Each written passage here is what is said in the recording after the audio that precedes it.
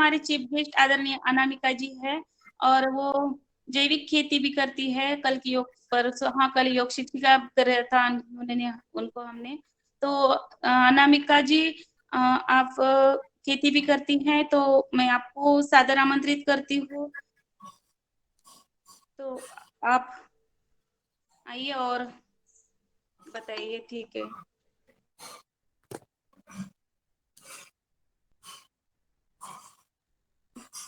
Ji, mic on कीजिए।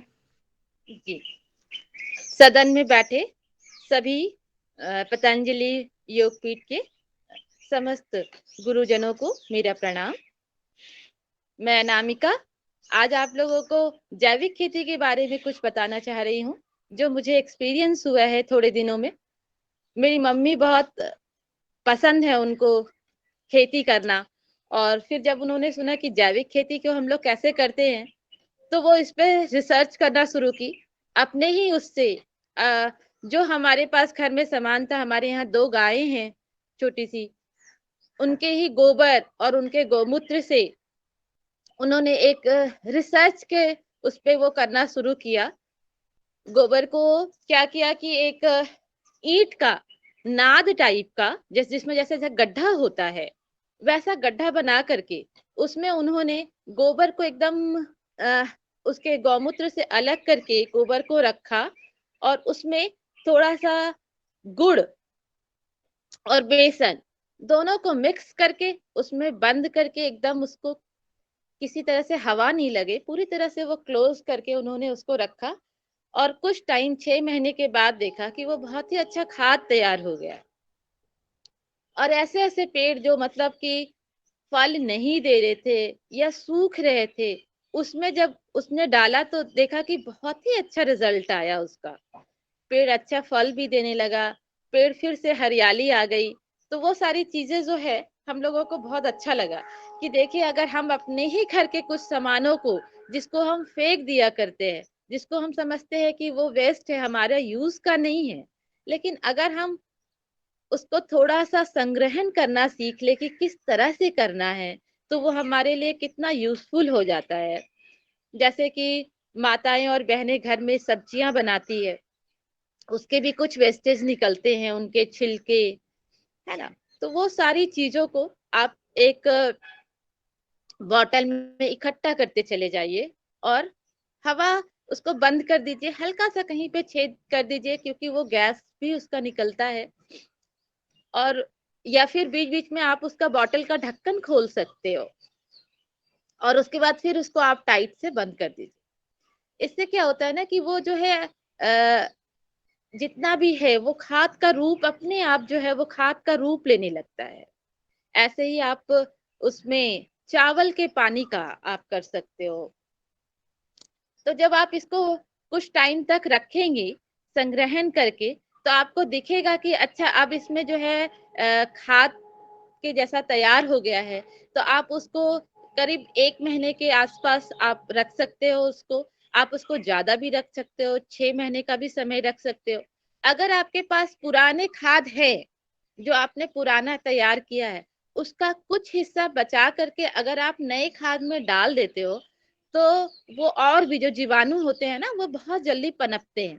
तो जैसे हम लोग दही जमाते हैं, तो उसमें हम लोग क्या करते हैं कि दूध गर्म किया है, तो उसमें जामन डाले हमने, थोड़ा सा दही का छोटा सा भाग डाल दिया, तो वो दही दूसरे दिन जम जाता है।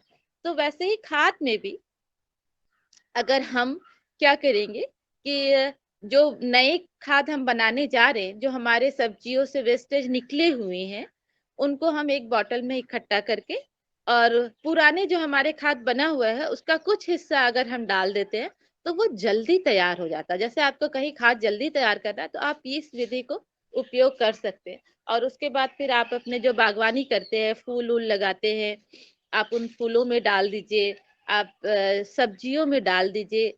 और मेरा एक अनुभव है कि अमरूद का पेड़ है हमारे यहाँ पे, और वो हो रहा था कि अमरूद जो है वो सड़ जा रहा था, खराब हो जा रहा था अंदर से। जब वो पकता था तो उसके अंदर वो कीड़ा लग जा रहा था, और कोई उसको खा भी नहीं पा रहा था।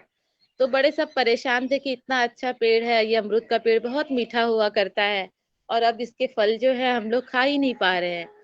तो उसी में मम्मी ने खाद तैयार किया ही था, हम लोग ने कहा कि चलो इसी को डालते हैं। और हाँ, सब्जियों के वेस्टेज जो थे हमारे, जो खाद के रूप में तैयार थे, वो हमने उसमें डाला और इतना अच्छा रिजल्ट आया। और मतलब अमरूद का स्वाद भी इतना मीठा हो गया। अभी पपीता का पेड़ है, उसका जो फल है वो भी बहुत मीठा हो गया है। बाहर से मेरी दीदी के बच्चे आए हुए थे, तो हमने उनको दिया पपीता खाने को। तो उनकी छोटी बेटी है, वो कह रही थी कि मासी ये फल थोड़ा ज्यादा पक गया है, मतलब उसको ये नहीं समझ में आ रहा था कि फल बहुत ज्यादा मीठा है। तो वो उस चीज को कह रही थी कि मासी ये फल थोड़ा सा ज्यादा पक गया है।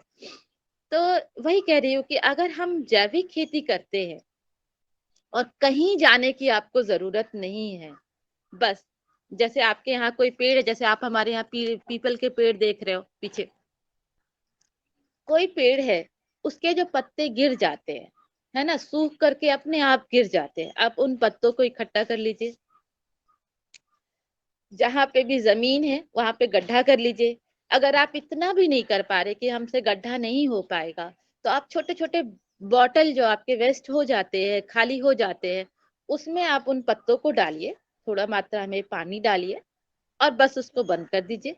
और जैसा लगेगा कि हाँ वो खुद ब खुद मेल्ट होते चले जा रहे हैं, वो जितने पत्ते हैं वो मेल्ट होकर के खाद का रूप लेते जा रहे हैं, वो खाद उतना ही आपके लिए अच्छा हो जाएगा। आप कोई सब्जी धुल रहे हैं, है ना, सब्जी को आपने वॉश किया है, धुला है, वो धुला हुआ पानी, चावल का धुला हुआ पानी, आप उसको भी एक बोतल में इकट्ठा कीजिए और उसको बंद कर दीजिए। वो पानी आप प्लांट में दीजिए। देखिए वो मतलब उसके लिए दवा का, जैसे हमारे लिए दवा का काम करता है, हमारे शरीर को स्वस्थ के लिए योग बहुत जरूरी है, वैसे उनके लिए अगर वो पानी मिल जाए तो उनके लिए वो अमृत हो जाता है। तो इस तरह का काम आप छोटे छोटे से शुरुआत कर सकते हैं, छोटा छोटा सा, बहुत सिंपल सिंपल सा। अगर आपको बहुत लगता है कि नहीं मेरे पास इतना टाइम नहीं है, कि हम इतना टाइम इसमें नहीं दे सकते हैं, तो बस जो छोटा छोटा सा बागवानी जरूर करें, छोटे छोटे से गमलों में। आ, हमारी ओम आयुर्वेदा में दीदी। ओम दीदी। जी। ओम दीदी। मैं ये ओम। पूछ रही थी, चावल का और जो सब्जी वो दाल का पानी होता है वो तुरंत लगाना है, कितने टाइम तक या रखना है? हाँ दीदी, ठीक है दीदी, बहुत अच्छा क्वेश्चन किया आपने। जैसे आपने चावल धुला, दाल धुला, आपने एक बोतल में उसको बंद करके रख दिया। जब जी आपको लगे कि उसमें एक ऊपर छाली सा जमने लगता जी। है ना, और उसके बाद उसमें एक फफूंद सा आने लगता है, तो वो चीज जब आपको लगे कि हाँ ये आ गया है, तो वो आपका तैयार हो गया है। आप उस पानी को अपने गमलों में डालिए और आपका जो भी है वो देखिएगा, अगर फूल है तो वो बहुत अच्छा फूल आएगा। अगर आपने कोई सब्जियां लगा रखी है गमलों में, आलू वालू भी अगर कुछ लगा रखा है छोटे छोटे से टीन में, कंटेनर में, तो वो बहुत अच्छा आ जाता है। मतलब फल आपके उसमें बढ़ जाते हैं क्वांटिटी, और वो बहुत स्वादिष्ट भी होते हैं उसके। अगर आप सब्जी घर में बनाओ और जो मार्केट से लेकर के बनाओ, तो आपको स्वाद में इतना अंतर पड़ेगा कि मैं आपको बता नहीं सकती। ये छोटा छोटा सा चीज है जो हम लोग घर पे कर सकते हैं। कल ही बता रहे थे सर कि हम लोग जो है ये छोटा छोटा सा बागवानी करके अपने शरीर, अपने परिवार को स्वस्थ रख सकते हैं। और माता बहनें सही में अपने परिवार के लिए ही सब कुछ करती हैं, तो उस चीज को ध्यान में रखते हुए कि हमारा परिवार स्वस्थ रहे, क्योंकि योग के साथ जो है आहार भी बहुत जरूरी है। तो ये आहार को हम जी, लोग धन्यवाद दीदी आपके लिए, बहुत बहुत जानकारी के लिए। जी जी जी जी। तो ये आहार को हम लोगों को ध्यान रखना है कि वो आहार में हमारा जो है बाहर का जो है खाद वो नहीं आए। यूरिया जैसी चीजें जो है हम उनको नहीं डालें, क्योंकि यूरिया जो है बहुत ज्यादा नुकसान करता है शरीर को, और वो स्वाद भी नहीं रहता है। बाहर से जो हमारी दीदी जो बाहर लखनऊ में है, वो बताती है कि वहां उन्होंने लौकी लिया, तो उसको पकाने के लिए उनको कुकर का जरूरत पड़ता है। वो ऐसे अगर आप चाहो कि कढ़ाई में डाल करके पका ले, तो वो पकता ही नहीं, कच्चा रह जाता है। और हमारे यहाँ तो आप ऐसे ही डाल दो तो वो तुरंत पक जाता है। तो वही है कि हम मिट्टी में क्या डाल रहे हैं, हम जो डालेंगे वही हमें वापस मिलेगा। ब्रह्मांड को हम जो देंगे वही वापस मिलेगा हमें। तो इस चीज का हमें ध्यान रखना है कि हम क्या दे रहे हैं, मिट्टी में जो हमारा खाद है वो क्या चीज जा रहा है। अगर इसको भी हम ध्यान रखेंगे तो फिर हमारी सब्जियां बहुत अच्छी होगी। आप जो भी चीज लगा रहे हैं वो बहुत अच्छा होगा। तो यही छोटी छोटी से आप शुरुआत कर सकते हैं कि चावल धुला, दाल धुला, सब्जियां धुली, बस आप उसको किसी चीज में बॉटल में बंद करके रख दे। वो पानी जैसे लगे आपको कि एक सफेद सफेद सा ऊपर में जमना शुरू हो जाता है, वो आपका तैयार हो गया है। और वो तैयार पानी को ना आप अलग करके थोड़ा सा रख दीजिए। फिर जब आप नया बना रही हैं तो उस पानी को थोड़ा सा डाल दें। तो जो जीवाणु होते हैं वो बहुत जल्दी एक्टिव होते हैं और उसको भी बहुत जल्दी वो सड़ाने का काम करते हैं, खाद बनाने का काम करते हैं। तो इस तरह से जो है आपका वो फास्ट फिर होना शुरू होगा। पहले टाइम में आपको टाइम लग जाएगा, लेकिन दूसरे और तीसरे टाइम में आपको फिर टाइम नहीं लगेगा, क्योंकि आपने वही जामन, जैसे हमने दही जमा रहे हैं तो जामन डाल देते हैं, तो वैसे ही समझिए कि आपको पुराना खाद उसमें डाल देना है। पत्तियों को आप इकट्ठा कर सकते हैं, या फूल है आपके जो नीचे गिर गए हैं, सूख गए हैं, आप उनको अपने गमलों से हटा दीजिए और उन सबको इकट्ठा कर दीजिए। आपके पास कुछ नहीं है तो एक गमला ही ले लीजिए, उसमें ही आप पत्तियों को इकट्ठा करके, फूलों को इकट्ठा करके आप रख दीजिए और उसको ढक दीजिए। वो आपका कुछ दिन में खाद तैयार हो जाएगा। जैसे आपको लगे कि वो मेल्ट हो गया है, फूल जो है पूरे मेल्ट हो गए हैं, पत्तियां पूरी मेल्ट हो गई है, इस टाइप से जैसे आपको लगे वो आपका खाद तैयार हो गया है और आप उसको कहीं पे भी यूज कर सकते हैं। तो ये खाद जो तैयार होगा उससे आपके हर चीज का स्वाद बहुत बढ़ जाएगा। जैसे कि मैं आपको एक चीज और बताना चाहती हूँ कि मार्केट से जो आप केला लेकर के आते हो तो उसमें दवाई डाल करके पकाते हैं। कहने को तो है कि हम फल लेके आ रहे हैं, हम बहुत स्वस्थ रहेंगे, लेकिन वो नहीं हो पाएगा। अगर आपको कहीं पे कच्चा केला मिल जाए, जो कच्चा केला में भी देखिएगा कि एक में कॉर्नर्स निकले हुए होते हैं, थोड़ा सा कोना निकला हुआ होता है, तो वो केला नहीं पक पाता। लेकिन जो गोल केला है, राउंड शेप में रहेगा केला, कॉर्नर उसके नहीं निकले रहेंगे, आप उसको लेकर के आओ और आप उसको रखो। वो केला जब आप पकेगा तो आप देखिए कि उसमें कितना मिठास होता है। तो ये छोटी छोटी सी बातों को अगर हम लोग ध्यान रखें तो क्या अपने हाथों में ही है हमारे स्वस्थ रहना। तो इन चीजों को अगर हम ध्यान में रखेंगे तो हम जरूर स्वस्थ रहेंगे। दूध का जहां तक बात है, आपको अभी बाहर शुद्ध दूध नहीं मिलता है। मैंने सुना है कि लोग मतलब सोचते हैं कि दूध गाय का बच्चा पी जाएगा तो हम उसको बेचेंगे कैसे, और वो गाय के बच्चे को दूध नहीं पीने देते हैं, बेचारा भूखा मर जाता है। बहुत ही मतलब आदमी जो है ना वो बहुत ही क्रूर होते चले जा रहे हैं, है ना। अपने पैसे के लिए जो है वो मानवता को खत्म करते चले जा रहे हैं। वो सोच रहे कि नहीं हम अपने बच्चों को अच्छा दे देंगे और बाहर जो है जैसा भी बेच दे।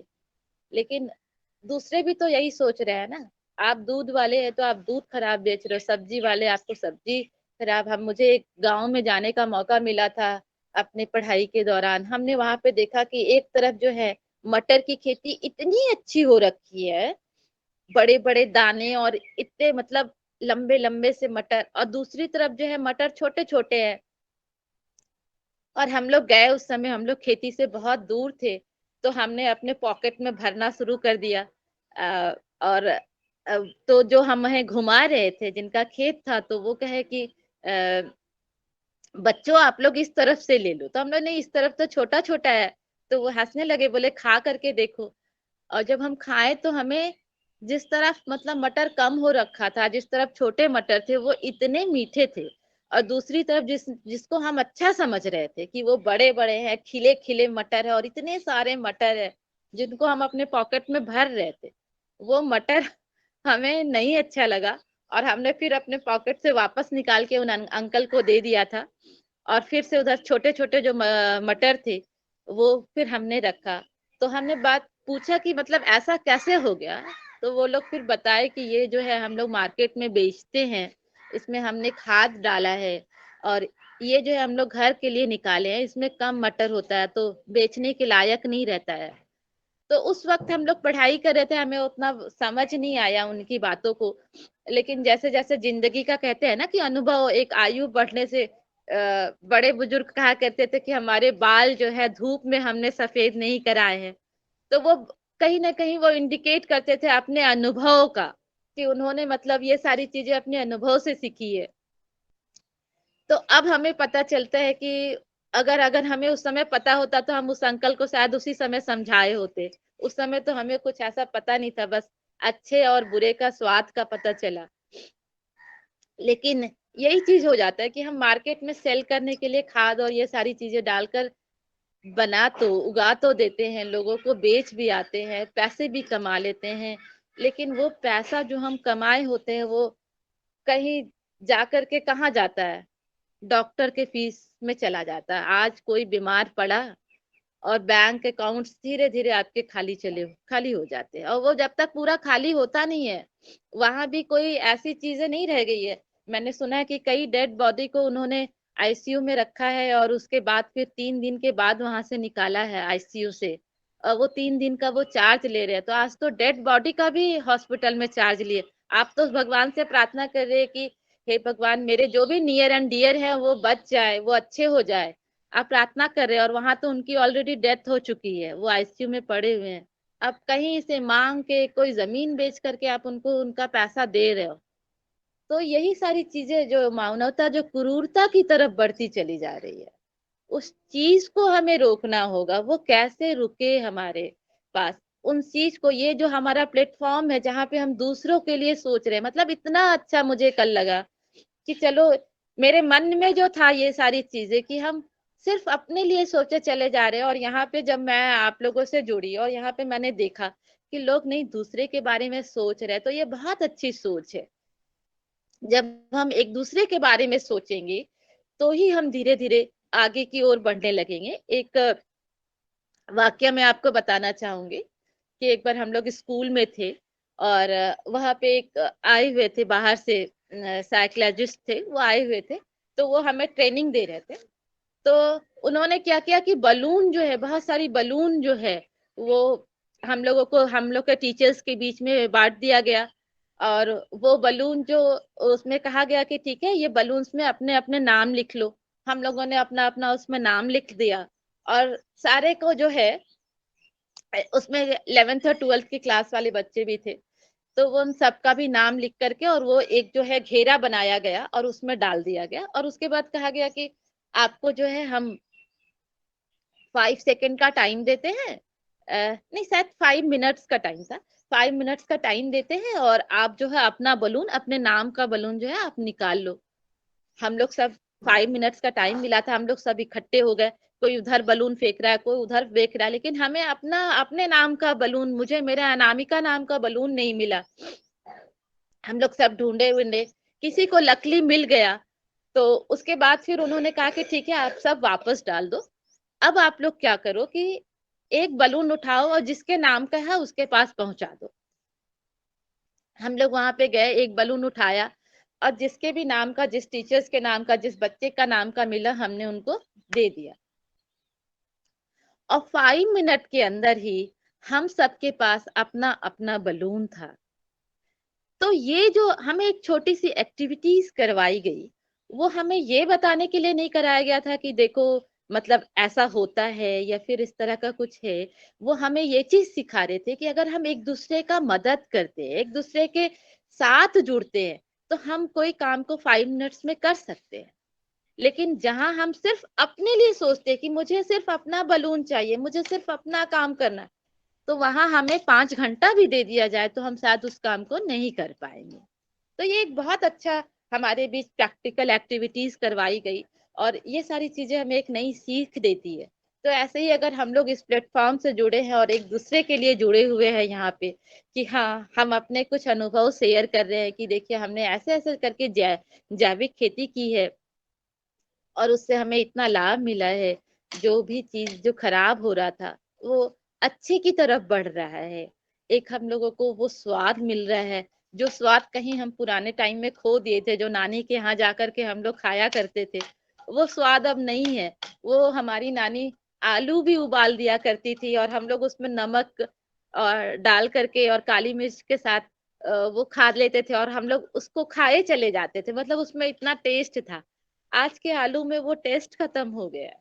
तो वो टेस्ट क्यों खत्म हो रहा है, इस चीज पे मैं वही कहती हूँ कि हमेशा हमें इस चीज पे ध्यान देना चाहिए कि प्रॉब्लम जो है हमारे पास, जो समस्या हो रही है, आखिर वो क्यों हो रही है, कहाँ है उसका रीजन। क्योंकि अगर हम सिर्फ ऊपर ऊपर टहनियों को छाटते चले गए तो वो प्रॉब्लम सॉल्यूशन नहीं बनेगा। हमें ये देखना होगा कि हम उनकी जड़ में क्या डाल रहे हैं, है ना। तो कहीं ना कहीं हम ही गलती कर रहे हैं और उसको हम भुगतते चले जा रहे हैं। तो इस चीज को हमें ध्यान रखना होगा। कल भी एक बहन जी बता रही थी कि हम अपने बच्चों में कैसे ये चीज लेकर के आए। तो बच्चों में, बच्चे जो है ना बहुत मासूम होते हैं, बच्चे जो है सच में वो भगवान का रूप होते हैं। उसमें कुछ भी लाने की जरूरत नहीं है, बस हम अपने आप को बदल ले।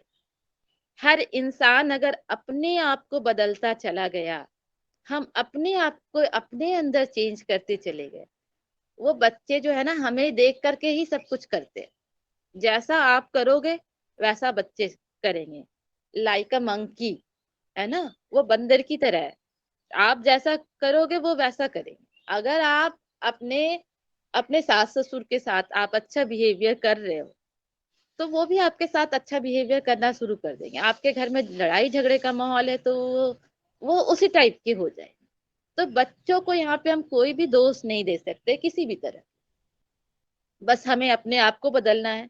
हमें जागना है कि नहीं, हम बहुत अब खाई की तरफ चले जा रहे हैं, अगर और नीचे चले गए तो फिर उठना बहुत मुश्किल होगा। तो एक सही समय पे जागना बहुत जरूरी है। कहते हैं ना कि शाम का भूला, सुबह का भूला अगर शाम को घर वापस आ जाए तो उसे भूला नहीं कहते हैं। तो अब हमें जागना चाहिए, हमें अपने भूल को सुधारना चाहिए। हम क्या दे रहे हैं मिट्टी में, क्या दे रहे हैं इस ब्रह्मांड में, उस सारी चीजों को ध्यान में रखना चाहिए। एक छोटी छोटी सी शुरुआत करना चाहिए। प्लास्टिक को अपने आप से बंद करना चाहिए। हम वो पुराने जमाने को याद करना चाहिए कि जब हम झोला लेकर के मार्केट में जाते थे, एक बैग लेकर के मार्केट में जाते थे, उस चीज को ध्यान में रखना है। तो जब आप छोटी छोटी सी चीज, मैं बहुत टाइम अपने बैग में लेकर के जाती हूँ और दुकान वाले जब मुझे वो पॉलिथीन में बंद करके देते हैं, जैसे मैंने छोटा सा कुछ भी लिया, बिंदी लिया, कान वाला लिया, वो एक छोटी सी पॉलिथीन में मुझे बंद करके देते हैं, मैं बोलती हूँ कि नहीं भैया, आप मुझे ऐसे ही दे दो, मैं ऐसे रख लूंगी। तो ये जो है छोटी छोटी सी शुरुआत, पहले शुरू में लोग हंसते थे, आज जब प्लास्टिक बंद हो रहा है तब उनको समझ में आ रहा है। तो वो बोलते भी हैं कि अनामिका दीदी तो ऐसा पहले से करती आ रही है। सब्जी जो है आप लेने के लिए जा रहे हो, फल वाले जो है देखिएगा आपको पॉलिथीन में बंद करके देंगे, आप बोलो नहीं, आप मुझे, आप पॉलिथीन रखो, आप किसी जरूरतमंद को दे देना जिनके पास झोला नहीं होगा। कभी कभी ऐसा होता है कि हम कहीं बाहर गए और हमें कुछ लेना होता है, तो उस समय के लिए चलो ठीक है कि आपके पास कुछ भी नहीं है कैरी करने के लिए, आपने ले लिया, लेकिन आपको अपने घर से झोला लेके आप हमेशा एक निकलो। मैं भी अपने स्कूटी में एक झोला रखे रहती हूँ कि बाई चांस मुझे कभी कुछ जरूरत हो तो मैं उसको यूज कर लूँ। तो ये थोड़ी थोड़ी सी चीजें अगर हम लोग ध्यान देने लगे तो हम चेंज हो जाएंगे। हमें अब दूसरे को नहीं बदलना है, हमें किसी और से नहीं सोचना है कि वो सामने वाला बदले। बस हम सबको यही सोचना है कि हम अपने आप को बदले। हम जो अपने खेत में डाल रहे हैं वो क्या डाल रहे हैं। और अगर हमारा एक ऐसा संगठन बन रहा है जैसा कि यहाँ पे बना हुआ है, ऐसा संगठन बन रहा है, तो हम वैसे लोगों को निकाले जो अपने आप को चेंज कर रहे हैं, उनको एक पुरस्कृत करें। तो समाज देखेगा कि हाँ इसने ऐसा किया और इनको सम्मानित किया गया। तो फिर जब किसी को सम्मान मिलता है तो दूसरे, हम इंसान हैं, हम सबको मन होता है कि हमें सम्मानित किया जाए, हम एक अच्छा काम करें, लोग हमें जाने, हमारे साथ नेम और फेम जुड़ा हुआ हो। ये इंसान की प्रवृत्ति होती है, हमने साइको में पढ़ा और है भी ये चीज कि ये प्रवृत्ति है हमारे साथ। हम एक छोटा सा हम एक घटना सुना रहे हैं। जब हम लोग साइको के अपने क्लास में थे तो मैम, हम हमारे कुछ बच्चों को करवाई जिनके बहुत कम मार्क्स आए हुए थे और जिनके बहुत ज्यादा मार्क्स आए हुए थे, जो अप में थे और जो एकदम बॉटम में थे, है ना, दोनों से, जो ऊपर थे और जो नीचे से, दोनों दोनों को कुछ स्टूडेंट को उठाया गया और सबसे पूछा गया कि आपके इतने अच्छे मार्क्स कैसे आ गए।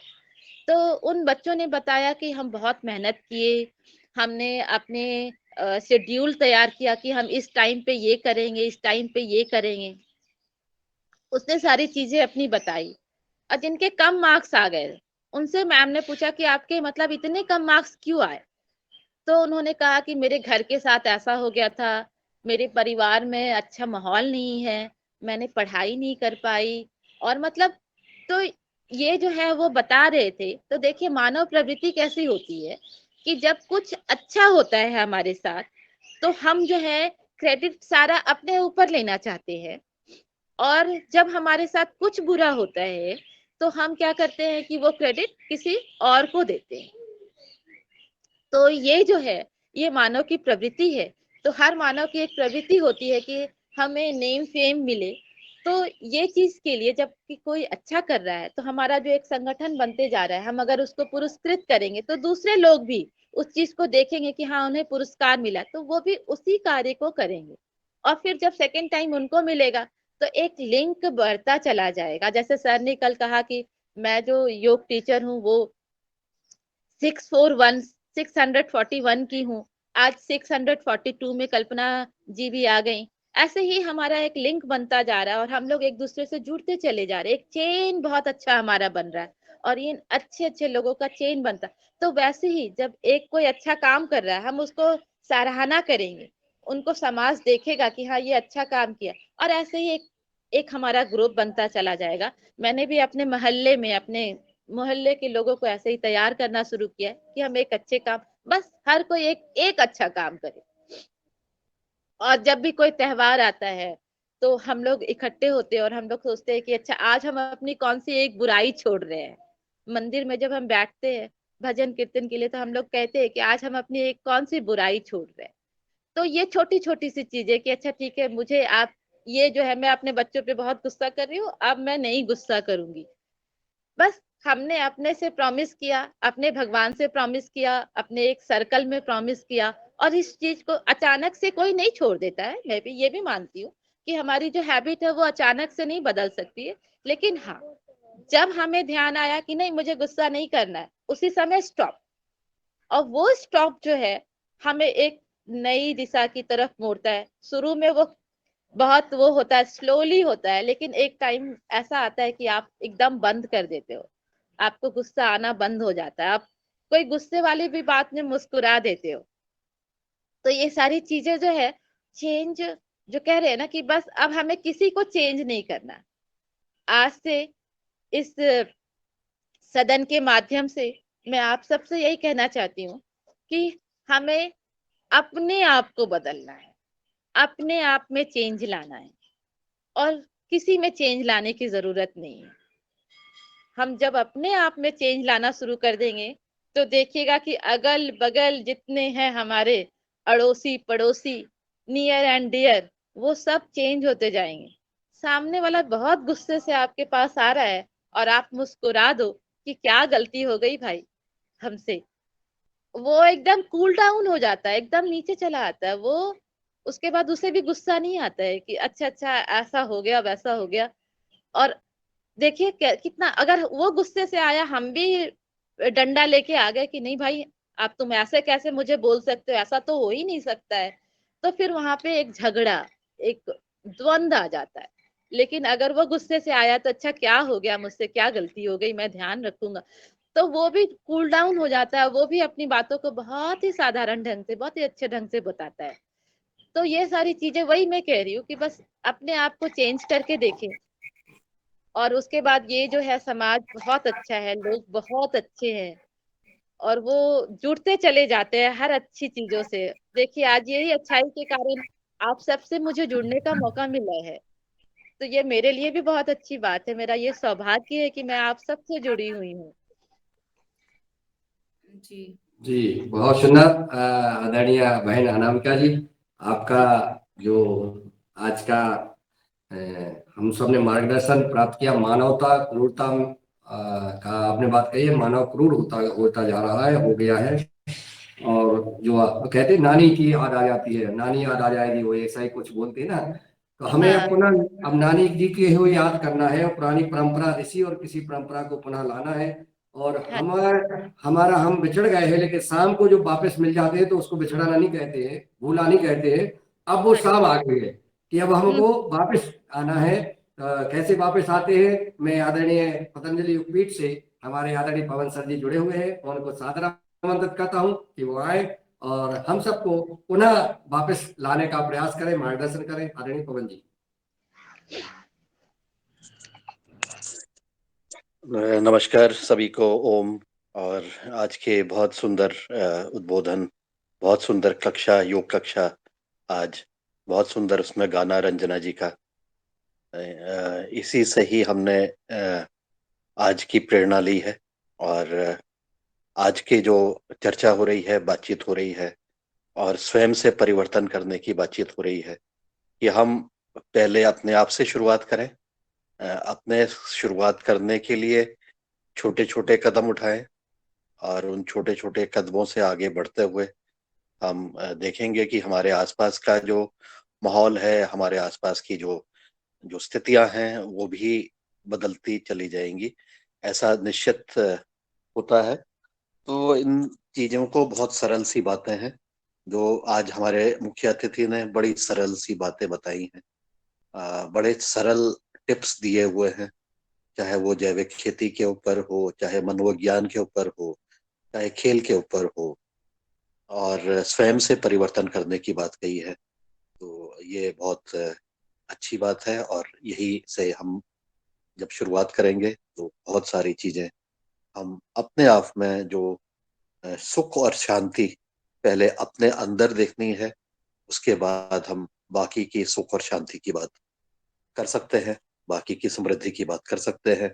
जो कड़ी बनाने की बातचीत करी है, वो कड़ी तो हमारी निरंतर इस फोरम के माध्यम से बनती चली जा रही है। एक दूसरे के साथ लोग जुड़ते जा रहे हैं, उसमें से उनको कुछ एक अनुभव आ रहे हैं। उस अनुभव को जब वो और लोगों के साथ बांटते हैं, बांटते होंगे अपने अपने कार्य क्षेत्रों में, तो उसमें भी उनको एक सकारात्मक प्रभाव देखने को मिल रहा होगा। ऐसी हमारी आशा है, ऐसी हमारी इच्छा है कि हम ऐसा लगता है कि ऐसा हो रहा होगा।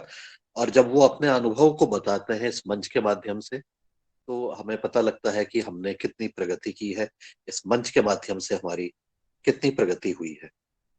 बहुत दिनों से हम बातचीत भी यह भी कर रहे हैं, और कुछ दिनों से काफी नाम अभी छतरपुर जिले का आ रहा है मीडिया में। छतरपुर जिले की बहुत चर्चा हो रही है, और जब छतरपुर की बात होती है तो हमारे साथी जी हीरालाल जी भी शायद आज उपस्थित हैं। तो उनके भी जिले में जो कार्य हो रहे हैं, उनकी गतिविधियां हो रही हैं, बहुत कुछ मीडिया में छाया हुआ है कि छतरपुर में ऐसा हो गया, ऐसा लग रहा है, ऐसा दरबार लगा हुआ है, लोगों की इच्छाएं पूरी हो जा रही हैं, लोगों को शांति मिल रही है, लोगों के समाधान हो रहे हैं। तो ऐसा भी हम जानने का प्रयास करने की इच्छा थी कि ऐसा वाकई में क्या चीज हो रही है। वाकई में कुछ चीजें, जिसको कुछ लोग अंधविश्वास कहते हैं, कुछ लोग श्रद्धा कहते हैं, कुछ लोग आगे इसके विषय पर बहुत सारी इसमें चर्चाएं, परिचर्चाएं आज के वर्तमान परिप्रेक्ष्य में अचानक से निकल करके आ गई है। तो इसके वो हम समझने का भी प्रयास करने की इच्छा है। तो हमारे साथी हीरालाल जी चूंकि वहीं रहते हैं, तो उनके अगर कोई अनुभव ऐसे हैं तो उसको भी वो बताने का प्रयास करें, कर सकते हैं, उनसे अनुरोध करते हैं। और इस सदन के माध्यम से जो हम श्रद्धा की बात करते हैं, जो हम अपने मन की बात है, हमारे मन में प्राणी को कितनी मन में कितनी तरह की दुविधाएं, कितनी तरह की परेशानियां, कितनी तरह की उसके इसमें अंदर में चीजें भरी हुई हैं। और हर एक प्राणी के मन में जरूर कुछ न कुछ व्यथा, कुछ न कुछ ऐसा चीज रहती है जो उसके अंदर ही छिपी हुई है। वो किसी कारणवश वो निकाल नहीं पाते हैं, इसको शेयर नहीं कर पाते हैं। और जब ऐसे मंच के माध्यम से, ऐसे दरबार के माध्यम से लोग उसको प्रत्यक्ष रूप से देख रहे हैं, उसका लाइव प्रसारण भी हो रहा है, और लाखों लोग ऐसी जगह पर जाकर के श्रद्धा के साथ जा रहे हैं, तो जरूर कुछ न कुछ उनके मन में, उनके अंदर कुछ परिवर्तन हुआ होगा, ऐसा हमें लगता है, ऐसा मानना है। तो ऐसे चीजों को हम समझते हुए, ऐसे चीजों को, चमत्कार को समझते हुए, और उसको अंधविश्वास से अलग रखते हुए, उसके दूरी बनाए रखते हुए, अगर हम मन से अपनी बात कहते हैं तो उसके मन की बात की भी कहीं ना कहीं समाधान मिलने की एक संभावनाएं लग रही हैं। अर्जी लोग लगा रहे हैं। अर्जी लोग लगाने के कुछ ही लोगों को मौका मिलता है, लेकिन जो श्रद्धा है वो तो अपरंपार है। न केवल देश के बल्कि विदेश से भी लोग आकर के वहां पर बातें सुन रहे हैं। दूसरे पूरी दुनिया का ध्यान इस समय आकृष्ट हो रहा है, ऐसा भी एक प्रतीत हो रहा है, ऐसा भी एक माहौल बन रहा है। और क्योंकि धीरेन्द्र शास्त्री जी हमारे पतंजलि योगपीठ में भी आकर के स्वामी जी और आचार्य जी के साथ भी उनका संवाद हुआ है, तो इसलिए भी हमारे मन में बहुत ज्यादा रुचि है कि वाकई में क्या चीज ऐसी हो रही है। और ऐसा यह भी लग रहा है कि बहुत सारे हमारे साधु संत सन्यासी जो पूरे भारतवर्ष में विद्यमान हैं, आज तक के किसी ने शायद इस तरह की बातें नहीं कही हैं जो कि उनके दरबार के माध्यम से सुनी जा रही हैं, बताई जा रही हैं। तो यह सब इस चीज को, घटना को अगर हम ध्यान से देखते हैं, इसको समझने का प्रयास करते हैं और इसको अपने जीवन में हम इससे क्या सीख सकते हैं और इससे हम अपने जीवन में क्या बदलाव ला सकते हैं, हम स्वयं क्या परिवर्तन कर सकते हैं अपने जीवन में, इस तरफ भी हम थोड़ा सा अगर आने वाले दिनों में और बातचीत करते हैं तो जरूर इसके बारे में हम एक हमारी सामूहिक एक समझ बनती है। हम अपनी जो लर्निंग जर्नी है, ये हमारी सीखने सिखाने की जो जर्नी है, इस योगा हर कार्यक्रम के माध्यम से हम इसमें अपने आप को इस चीज को समझते हुए, इस जो ये फिनोमेना हो रहा है, ये जो घटना हो रही है, इसको अपने आप को इसके साथ रहते हुए भी और इससे तटस्थ रहते हुए भी हम अपने आप में क्या सुधार कर सकते हैं, इस विषय पर भी हम बातचीत करते हैं। पहले समझने का प्रयास करते हैं, वार्तालाप करते हैं, लोगों के अनुभव, लोगों के विचार सुनते हुए हम इस विषय को भी आगे लेंगे, ऐसा मेरा मानना है। और बाकी हम हमारी जो नियमित रूप से हम जो कार्य कर रहे हैं, जो हमारी बातचीत हो रही, उसका बहुत अच्छा सभी को लाभ मिल रहा है। लोग हमारे साथी जो भी जुड़ रहे हैं, उनके मन में एक शांति,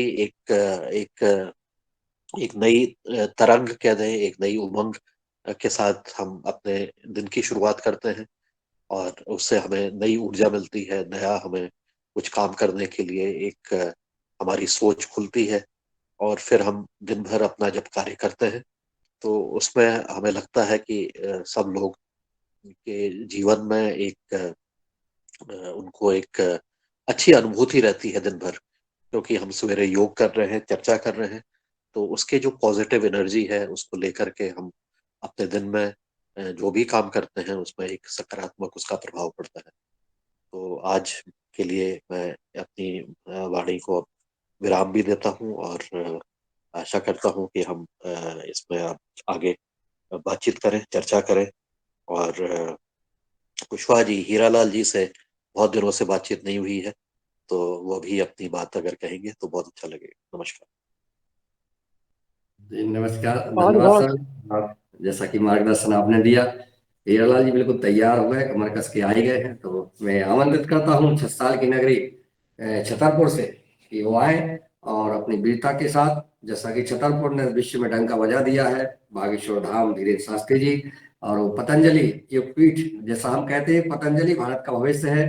शास्त्री जी ने देखा भारत में कि पतंजलि परम पूज्य स्वामी जी, परम सिद्धे आचार्य जी इस भारत को विश्व गुरु बनाने वाले हैं, बनाने में लगे हुए हैं। वो वहां पहुंचे और वहां जो उनकी बैठक हुई, वहां जो विचार हुआ, जो योजनाएं बनी, और उससे अब निश्चित है कि अब सार्थकता आएगी। मुझे भी सौभाग्य प्राप्त हुआ था परम पूज्य स्वामी जी के साथ बागेश्वर धाम जाने का, बैठ का कि एक साथ लगातार लंबी चर्चा भी हुई। अब मैं आदरणीय हीरालाल जी को सादर आमंत्रित करता हूँ कि वो आए और बागेश्वर धाम सरकार के ऊपर अपना उद्बोधन देने का कष्ट करें। बहुत बहुत साधुवाद आदरणीय पवन सर का, जो कम से कम उनके मुखारबिंद से मेरा नाम उच्चारित हुआ और मुझे खुशी है कि मुझे उनका, श्रीमान जी को मेरा नाम अच्छी तरह याद है। ये बहुत बड़ी बात है, मेरे लिए गौरव की बात है और हमें सौभाग्य भी प्राप्त हुआ है महोदय के साथ कुछ समय बिताने का।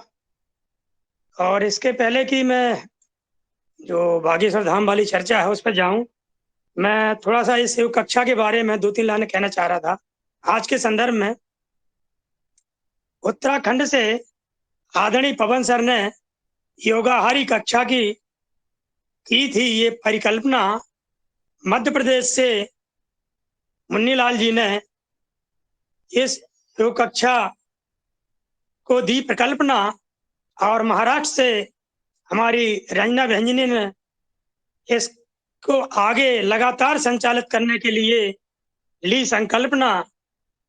और कुछ दिनों पूर्व जिनका हमने मनाया जन्मदिन, उस नारी शक्ति जो अंतरिक्ष में गई थी भारत से, उनका नाम था कल्पना। और संयोग कहें, महासंयोग कहें, आज हमारी इस योग कक्षा में योग शिक्षक के रूप में, मुख्य अतिथि के रूप में पधारी 2 कल्पना। और बैलून वाले जो अनुभव था उसको आज हमें सुना रही थी बहन अनामिका। और हम चाहते हैं कि ये आगे बढ़ती रहे हमारी कक्षा। इसी के साथ आप सभी का पुनः साधुवाद, धन्यवाद आदरणीय मुन्नीलाल जी का, आदरणीय पवन सर का। ये बात सही है कि बहुत कम समय में छतरपुर जिले का नाम चर्चित हुआ है। और चर्चित शब्द की जगह हम प्रसिद्धि कहें, एक प्रसिद्धि के रूप में, एक अच्छे रूप में, एक सार्थक रूप में, लेकिन उसके साथ साथ कुछ विरोधाभास भी पैदा हुए हैं। और ये निश्चित है कि जहाँ कुछ विशेष होता है तो वहाँ विरोधाभास होते हैं, स्वाभाविक है किसी न किसी रूप में। जहाँ तक मेरे स्वयं के अनुभव की बात है तो मैं निवेदन करूं कि जो छतरपुर हमारा जिला मुख्यालय है, जहाँ पर मैं रहता हूँ, वहाँ से मुश्किल से मैं कहूँगा कि करीब 18-20 किलोमीटर दूर पर है, एक गांव है गढ़ा, जिसका नाम है गढ़ा सदना है। उस गांव में रहते हैं ये धीरेन्द्र जी। और क्या इनको सिद्धि प्राप्त हुई है, क्या चमत्कार है, इसके बारे में तो मैं ज़्यादा नहीं कह सकता। हाँ, ये बात जरूर है कि आज से करीब 8-10 साल पहले मेरे बगल में ही इनकी कथा हुई थी, तो यहाँ भी इनका दरबार लगा। मेरे गांव के लोग भी कुछ चाहने वाले हैं तो वहाँ गांव भी गए थे ये, और छतरपुर में कई बार इनका लगा। लेकिन इनका जो दरबार है और लोगों की भावनाओं को पढ़ना, बातों को समझ लेना, ये कोई नई बात नहीं छतरपुर जिले के लिए। आपको बताऊं मैं कि एक गांव दतिया के पास है पड़ोखर, वो पड़ोखर सरकार के नाम से जाने जाते हैं। तो आज से 15 साल पहले उनका भी ऐसे दरबार लगता था, जगह जाते थे। मैं पड़ोखर भी गया हुआ हूँ, वहाँ भी उनका देखा, और वो यहाँ भी दरबार लगा चुके थे पड़ोखर सरकार के नाम से जाने वाले। तो ये कुछ एकदम नया नहीं है कि ये पहली बार हुआ है, पहली बार हो रहा है। अब किस माध्यम से, किससे उनको ये जानकारी हो जाती है, आभास होता है, ये तो वही बता सकते हैं। लेकिन जो बात है कि जो लोगों को कुछ देर के लिए अच्छा लगता है, अच्छी अनुभूति होती है, तो ये हमारी श्रद्धा है, हमारा भरोसा है, हमारा विश्वास है। जब हम किसी मंदिर जाते हैं और वहाँ की जो आबो हवा होती है, वहाँ की जो प्राकृतिक सौंदर्य होता है, एक वातावरण होता है, एक धूप का, अगरबत्ती का, हवन का एक अलग माहौल होता है, तो वहाँ पर एक सकारात्मक ऊर्जा रहती है। तो एक अपने आप में आदमी को कुछ अच्छा अनुभव होता है। तो वहाँ पर लोग जाते हैं, हजारों की संख्या में जाते हैं, आसपास के लोग जाते हैं, बाहर के लोग जाते हैं। अब उनको कितना क्या किस रूप में लाभ होता है वो वही बता सकते हैं। मेरा जाना तो सिर्फ हुआ जब परम पूज्य स्वामी जी महाराज 3 मई को आए थे छतरपुर, उनके यहाँ गए थे। तो हम और मुन्नीलाल जी एयरपोर्ट अटेंड करने गए थे परम पूज्य स्वामी जी महाराज को, और उनके साथ वहाँ तक गए थे। वही मेरा जाना है, उसके बाद ऐसा संयोग नहीं बना, और ना ही कोई हमारी विशेष हकीकत में एक इच्छा हुई है। क्योंकि मेरा जो सोचना है, मैं ये मानता हूँ कि जो पहले जो ये जो अंधविश्वास था, और अंधविश्वास से बहुत सारे लोगों को नुकसान होता था, इवन की लोगों की बलि तक चढ़ा देते थे लोग, बच्चों की दूसरे की, जिसकी बताते थे। ये झाड़ फूक वाला कार्यक्रम था। और ये वहाँ था ज्यादातर जो आदिवासी क्षेत्र थे, रायपुर बिलासपुर क्षेत्र में जाओ या मध्य प्रदेश के वो क्षेत्र जहाँ पर बहुत अशिक्षित लोग हैं, वहीं पर इस तरह की दूसरे लोग भी अपना करते थे और ये सब होता था। तो हमारा बुंदेलखंड क्षेत्र भी अभी शिक्षा के क्षेत्र में उतना सक्षम नहीं है, मेरा ऐसा मानना है। जो पढ़ाई लिखाई है, स्कूल कॉलेज हैं, आप कह सकते हो कैसे नहीं हो, 2-2 3-3 यूनिवर्सिटी है आपके छतरपुर में ही, और बहुत बड़ी जो इंदौर भोपाल लेवल की आपकी वो थी पढ़ाने वाली कोचिंग सेंटर, वो छतरपुर में है। दूर दूर से महोबा, बांदा, टीकमगढ़, पन्ना के लोग वहाँ पढ़ने जाते हैं। ये आप कैसे कह सकते, लेकिन हकीकत कुछ और है। यूनिवर्सिटी होने भर से कोई शिक्षा में नहीं हो सकता है। गांव की दशा अभी बहुत दयनीय है। पढ़ाई के क्षेत्र में जो बीए में हो सकता है, विषय से थोड़ा हट रहा हूँ, माफ कीजिएगा, लेकिन ये उससे जुड़ा हुआ है, उससे विषय जुड़ा हुआ है। आज भी जिन लोगों ने बीए कर लिया है वो औपचारिक है केवल, और उन्हें सिर्फ डिग्रियां ले ली हैं, और पढ़ाई के नाम से कुछ भी आप पूछ लो, जिले के बारे में ही, तहसील के बारे में भी, वहाँ की जलवायु के बारे में, मिट्टी के बारे में, खान पाने में, अपनी संस्कृति के बारे में कुछ नहीं बता पाएंगे। ये बहुत बड़ी दुखद स्थिति है, विडम्बना है ये। तो अभी भी हमारा पिछड़ा क्षेत्र है। दूसरी बात, ये चीजें उस जगह ज्यादा होती हैं जहाँ को अचानक पैसा आता है। इस बुंदेलखंड क्षेत्र में बहुत पिछड़ा था। जब से ये रेलवे लाइन आई है, रेलवे का काम हुआ है, हाईवे निकला है, तो लोगों को अचानक एकदम पैसा आ गया है। तो यहाँ पर जितनी चिटफट कंपनियां हैं, आसपास के क्षेत्रों की सबसे ज्यादा यहीं पर हैं। तो यही सबसे ज्यादा ये जितनी चीजें हैं, यहीं पर घोटाले भी हो रहे हैं सबसे बड़े बड़े। यहाँ पर चिटपट कंपनियां लूट भी रही हैं। ये सब चल रहा है यहाँ पर। इसी बीच में ये चीजें भी आती हैं, फिर सब चलता है। जब आप वहाँ देखेंगे तो बहुत सारी चीजें होती हैं कि बहुत कुछ अलग दिखाई देगा, अलग कुछ जानकारी होती हैं। और लेकिन दिक्कत ये है कि बहुत सारी चीजें ऐसी चलती हैं कि जिनका हम भी चाहते विरोध नहीं कर पाते, हम भी उस पर खुल के बात नहीं कर सकते हैं, क्योंकि हम कहीं ना कहीं बंधन से बंधे होते हैं, किसी न किसी रूप में, कहीं सरकारी कर्मचारी के रूप में, कहीं उतनी समृद्धि न होने के कारण, कहीं उतनी सक्षमता न होने के कारण। तो उस बात पे हम नहीं कह पाते, और हम भी उसी धारा में, उसी बहाव में बहन लगते हैं। जो जैसा कहता ज्यादातर लोग, उन्हीं के हिसाब से हम भी बात करने लगते हैं। क्यों? क्योंकि जब बड़ी बड़ी सत्ताएं, सरकारें वहाँ पर आ रही हों, बड़े बड़े लोग आ रहे हों जिनको हम बड़ा लोग कहते हैं, तो फिर हमारी क्या औकात उस संबंध में कुछ कहने की। हम कोई विरोधी नहीं है और ना कहीं किसी का हमारा खंडन करने का उद्देश्य है, लेकिन हम महिमा मंडन भी नहीं करेंगे। हम इस बात को, क्योंकि आपने हमसे ये हकीकत जानना चाहिए, वास्तविकता चाहिए। बड़े बड़े दूर से, रुड़की से, उत्तराखंड से, महाराष्ट्र से, आपके दिल्ली से कई लोगों के फोन आते हैं मेरे पास जो परिचित हैं, तो मैं उनसे विनय कर लेता हूँ, भैया आप अपने हिसाब से समझो, देखो, जानो, करो। मेरा कुछ अलग है, क्योंकि ऐसे जगह पर अभी कम से कम, मैं अखबार पढ़ता हूँ, कम से कम 200, 150, 200 लोग आदमी खत्म हो चुके हैं केवल झांसी से और हमारे छतरपुर पन्ना के बीच में। क्यों? इतने भीड़ होने लगी, इतने लोग आ रहे हैं, इतने आना जाना हो रहा है कि वो टकरा रहे हैं आपस में। हमारा सोचना ये है कि भाई जब कोई महाशक्ति, कोई वैभव संपन्न, कोई शक्ति संपन्न व्यक्ति ये जानता है कि आपके साथ ऐसा घटित होने वाला है, तो आप या तो उसी को ही रोक लो कि भाई यहाँ यात्रा मत करना है, आप यहीं रुक जाना, आपकी आगे मृत्यु है कल, है ना।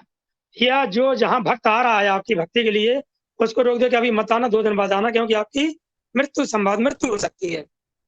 तो इतने सारे लोग काल कबलित भी हुए हैं।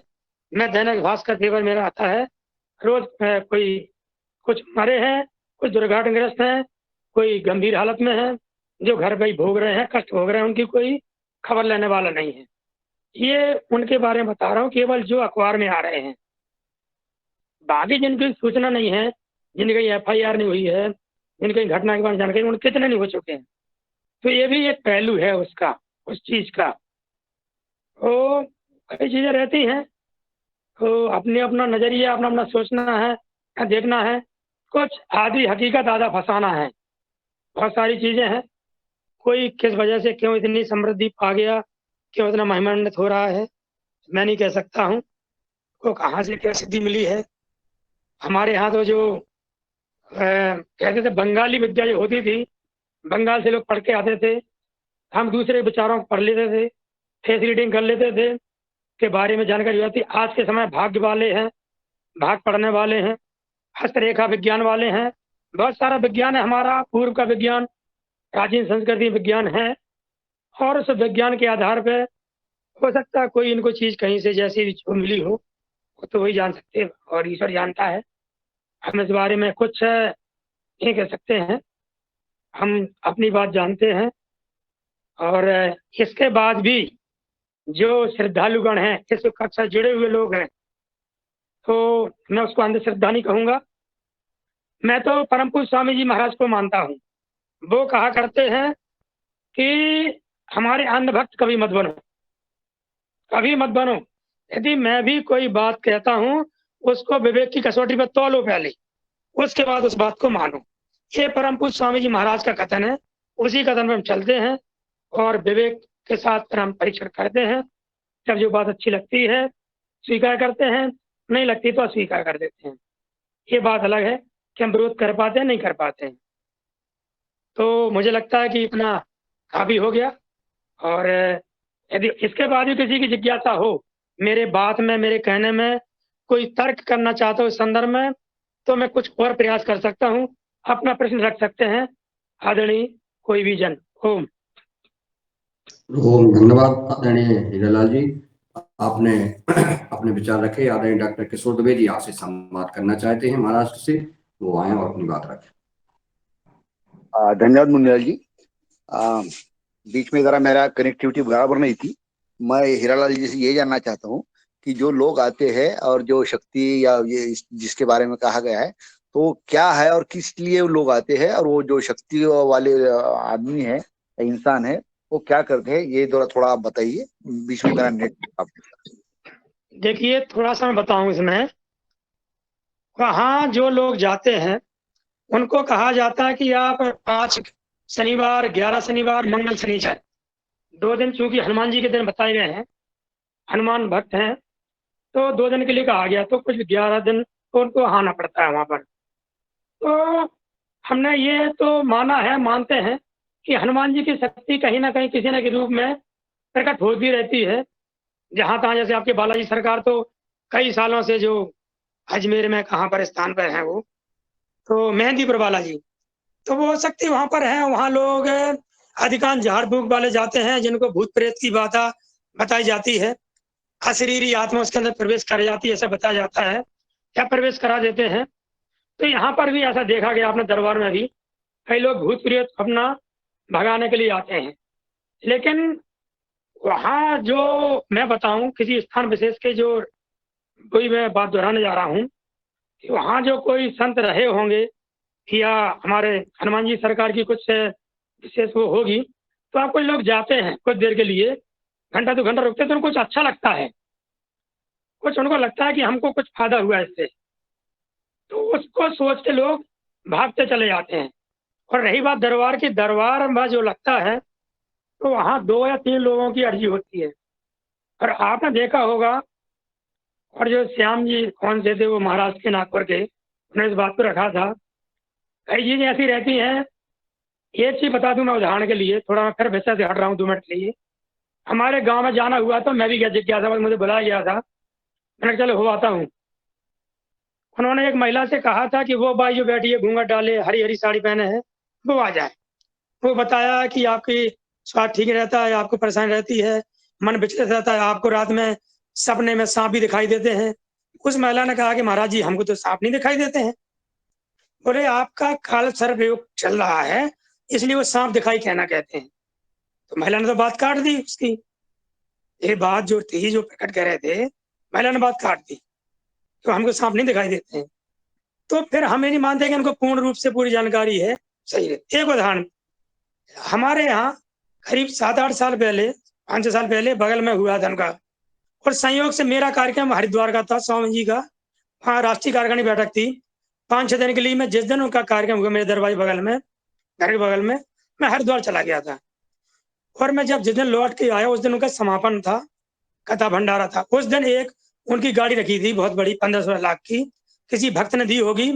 उस गाड़ी पर एक हमारे मोहल्ले के लड़के ने आके वो उसके 4-5 डंडे मारे, गाड़ी में तोड़ फोड़ कर दी उस गाड़ी की। हैरवाग लड़का था, ये मेरी हकीकत है।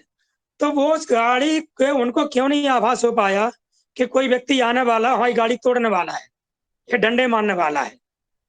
उस चीज का क्यों ज्ञान नहीं हो पाया उनको? ये मेरा सोचना। 2 उदाहरण मेरे सामने के हैं। ऐसे कई चीजें हैं, उनको क्या मिलता है, क्या समझ आता है, मैं नहीं समझ पाया। बाकी ये है, ये सिर्फ अंधश्रद्धा है, अंधभक्ति है, अंधविश्वास है। जो जो लोगों के पास 1000 रुपए भी नहीं, 500 रुपए नहीं कमाने के गरीब घर के लोग हैं, मेरे गांव के आसपास के लोग, वो मंगल शनिचर को और पेट्रोल खर्च करके ठंड में भागते हुए जा रहे हैं। जो पेट्रोल का रोना रो रहे थे, पेट्रोल बहुत महंगा, पेट्रोल बहुत महंगा है, उनको इसके लिए कोई पेट्रोल महंगा नहीं लग रहा है। 1000 रुपए खर्च हो रहे हैं उनके एक दिन के। आसपास लोग आते हैं, और जब सैकड़ों किलोमीटर से आ रहे हैं तो आप अंदाज समझ लो। तो यहाँ के लोग, ये भीड़ की संख्या आ रही है। तो ये, इसके पहले एक और था, चुरमुरा भुरभुरा, एक था टीला गांव है, टीकमड़े के पास है। वहां की सिद्धि चली, पूरी बिहार से पूरी ट्रेन भर के आती थी, समाती नहीं थी। ऐसी यहाँ भर के आ रही पूरे क्षेत्र से। तो आज के समय में भी इतना पढ़ा लिखा होने के बाद भी, पूरे देश में शिक्षा का विस्तार होने के बाद भी, हमारा जो अंधविश्वास है, अंधश्रद्धा है, आडंबर है, पाखंडवाद, इससे लोग बाहर नहीं हो पाए हैं, और लोग बाहर करना भी नहीं चाहते हैं। हमारे बीच के जो पढ़े लिखे लोग हैं, बड़े बड़े विद्वान लोग हैं, मेरे साथ हरिद्वार से रुड़की का परिवार बैठा था, 7-8 लोग थे। वो आपस में पूरा अच्छा समृद्ध परिवार था, रुड़की का परिवार था। तो मेरी चर्चा होती, बात होती आई, और ये विडम्बना है। और उनकी बसें चलती हैं, समृद्ध है, उसके बाद ही लोग जा रहे हैं। अब इसको क्या कहोगे भाई? जो गरीब है, जो निर्धन है, जो परेशान है, उसकी तो मजबूरी जाना। उसको जहां सहारा मिलेगा, जहां कुछ लगेगा, ऊर्जा की किरण दिखाई देगी, चलो हमें यहाँ से समृद्धि हो जाएगी, हमारी बीमारी दूर हो जाएगी, हम बड़े, या कोई भूत प्रेत तो भाग जाए, उसके तो मजबूरी भाई, जाएगा, जाना है। हमारे साथ भी कोई परेशानी, ईश्वरी कृपा है, हमारी नौकरी चाकरी चल रही है, खाने पीने की व्यवस्था है, तो हमें कोई दिक्कत नहीं, तो हम नहीं जा रहे। देखो, हो सकता है हमारे से कोई परेशानी, तो हम तो भागते जाएंगे। इसके दुबे जी की आपको सिद्धि होगी, मुन्नीलाल की सिद्धि होगी, पवन सर का कोई सिद्धि, हम तो भागते जाएंगे भैया, कहीं मिल जाए हम तो भागेंगे, ऐसे कोई शक नहीं है। लेकिन जो समृद्ध हैं, जो पढ़े लिखे हैं विद्वान, वो भी जा रहे हैं, ये हमारी समस्या पर है। जी महोदय जी, शायद मेरी बात से कुछ समाधान हुआ दुबे साहब का, नहीं होता फिर अगला क्वेश्चन करें। जी आदरणीय, मैं पवन सर जी को आमंत्रित कर रहा हूँ कि वो आए और आज के इस संवाद में। धन्यवाद हीरालाल जी, बहुत बहुत धन्यवाद आपका, आपने अपनी बात कही है। मुझे लगता है सारे प्रकरण में कि दुनिया में कोई भी सुखी नहीं है, और इसलिए जैसा आपने कहा कि बहुत चाहे धन हो, लेकिन हो सकता है कि मन में शांति नहीं। तो इसलिए जो आदमी हासिल करना चाहता है, प्रारंभिक रूप से उनको धन की आवश्यक संसाधनों की जरूरत होती है, इसलिए उनको हासिल करना है। उसके बाद स्थिति अगर सुधर गई तो दूसरी तरह की समस्याएं आ जाती हैं। कई बार समस्याएं हमारी स्वयं की बनाई होती हैं, कई बार बाहर से भी आती, और इसलिए यह चाह कि हम और बेहतर बने, या हमारे कुछ दुख जो हमारे अपने स्वयं के द्वारा बनाए गए हैं, ये दूसरों ने हमें किसी कारणवश दिए हुए हैं, उनको करने के लिए हम समाधान ढूंढने का प्रयास करते हैं। और ऐसा जब भी कोई मौका मिलता है, और जब भी कोई ऐसी चीजें हमें आकृष्ट करती हैं, तो इसलिए हम उस तरफ दौड़े चले जाते हैं। और यह बात जो है, एक तो दुख वाली बात है, चाह की बात है, और दूसरी है कि हम एक भेड़ चाल से भी कई बार हम आकृष्ट होते हैं कि पूरी दुनिया जा रही है तो हम भी जा करके देखें। और हालांकि मैंने इसको समझने का प्रयास किया तो और भी कई बार सिद्धियां होती हैं लोगों में और लोगों के अनुभव होते हैं, तो वहां पर भी उनको भी इस तरह का जब होता है, लेकिन उनके पीछे जो है दुनिया नहीं भाग रही है, तो यह संयोग की बात भी है कि किसके पास क्या संयोग है, क्या उनका अनुभव है, क्या उनकी उस समय की स्थिति है। और ये सब मुझे लगता है कि ये ईश्वर की कृपा है कि जो भी हो रहा है उसको भी मैं नकारात्मक रूप से नहीं देखता हूँ किसी भी चीज को, लेकिन इसको ये देखता हूँ कि उस समय उनके प्रति एक ईश्वर की कृपा है और इस कृपा की वजह से ही शायद वो उनकी एक प्रसिद्धि हुई है। तो उनको हम अप्रिशिएट भी करते हैं, क्योंकि जो भी दिया हुआ है वो भी ईश्वर ने तो दिया हुआ है। आज प्रसिद्धि हो रही है वो ईश्वर के द्वारा दी गई है, और उससे अगर किसी का भला हो रहा है, किसी की समस्या का समाधान हो पा रहा है, किसी का भी, तो वो भी एक पॉजिटिव चीज। तो इस दृष्टिकोण, मेरा दृष्टिकोण यह है कि कोई भी चीज बहुत ज्यादा अच्छी या बहुत ज्यादा खराब नहीं हो सकती है। उसमें अपना अपना एक उसकी एक स्थिति है, उसमें इसका एक जो भी परिस्थिति की वजह से वहां पर हुआ है, और उस परिस्थिति की वजह से अगर किसी का कुछ अच्छा हो पा रहा है तो जरूर उसके लिए पीछे भी भगवान की इच्छा है। और अगर किसी का भला नहीं भी हो पा रहा है, कोई चीज नहीं हो पा रही है, तो उसके पीछे भी भगवान की ही दृष्टि है, भगवान की ही कृपा है। तो हम अपने आप को बिल्कुल तटस्थ रहते हुए अपने मन से, हम अपनी शुरुआत जो आज अनमा जी ने कही है कि हम शुरुआत अपने आप से करेंगे, अपने मन से करेंगे, अपनी हम पूजा करेंगे तो अपने मन से पूजा करेंगे कि हमें पहले शांति दे, फिर दूसरे के प्रति हम दूसरे को भी हम अपने कार्यों से शांति देने का प्रयास करें, दूसरे को दुखी नहीं करें। हमारी वजह से किसी का अच्छा अगर नहीं हो सकता है तो खराब भी नहीं हो। तो ऐसे ही हमें शायद प्रार्थना करने की जरूरत है, लेकिन पहले शुरुआत तो हमें स्वयं से ही करनी है। और हम किसी की भी श्रद्धा को मैं प्रश्न चिन्ह नहीं लगाना चाहिए मुझे लगता है, क्योंकि उससे भी तो हम एक नकारात्मक ऊर्जा फैला सकते हैं। तो ये मेरे अगेन व्यक्तिगत विचार है, और मुझे लगता है कि हम छोटी शुरुआत करें, अपने आप से शुरुआत करें, पॉजिटिव विचारों की शुरुआत करें, और उससे जो भी अच्छा होगा उसका प्रकाश जरूर फैलेगा। नमस्कार सभी को, ओम प्रणाम। बहुत सुंदर सर, आपने अपना जो मार्गदर्शन दिया है सदन को कि हमें नकारात्मकता नहीं लाना है। हमारे आदरणीय हीरालाल जी ने अपना स्पष्ट जो है मत रखा और उसके बारे में चित्रण किया, सदन ने सुना। मैं आर्यन रमेश्वर मेहरा जी और प्रतिभा राजा की बात लेता हूँ। उसके पहले मैं अपनी बात इसलिए कहना चाहता हूँ कि आज चूंकि वो सदन में चर्चा हो रही है, मैं जब परम पूज्य स्वामी जी का खजुराहो आगमन हुआ, वहां से उनको लेकर के जब साथ में बागेश्वर धाम पहुंचे, परम पूज्य स्वामी जी का पहले वहां जाकर दर्शन हुआ।